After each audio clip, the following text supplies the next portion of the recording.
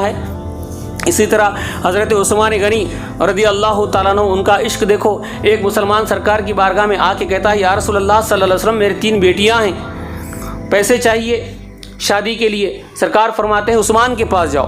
عثمان غنی رضی اللہ کے پاس آتے ہیں۔ آنے کے بعد عثمان غنی رضی اللہ عنہ اپنے غلام کو ڈانٹ رہے ہیں کہ نمک زیادہ کیوں ڈالا۔ وہ بیچارہ دور سے سن کے واپس آتا ہے، نمک کے بارے میں اتنی کنجوسی کرنے والا مجھے پیسے کہاں سے دے گا۔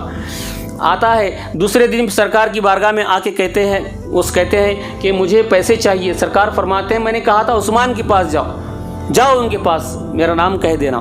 تو دوسرے دن بھی آتے ہیں۔ آنے کے بعد عثمان غنی رضی اللہ عنہ اپنے غلام کو ڈانٹ رہے ہیں کہ چراغ میں تیل زیادہ کیوں ڈالا تھا۔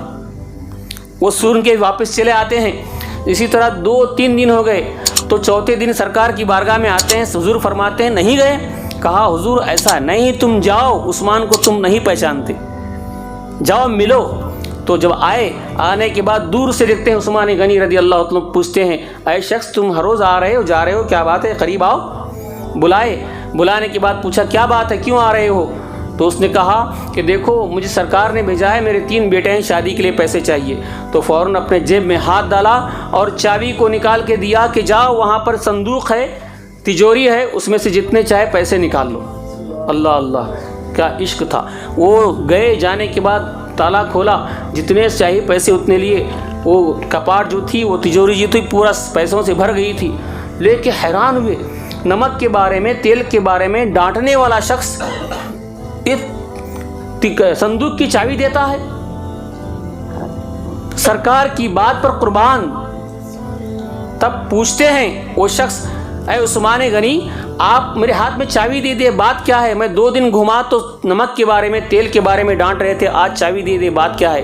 تو فرماتے ہیں عثمان غنی رضی اللہ عنہ کہ اے آنے والے شخص، تم نہیں جانتے یہ نمک کے بارے میں، تیل کے بارے میں خدا کی بارگاہ میں مجھے حساب دینا ہے، حساب دینا ہے۔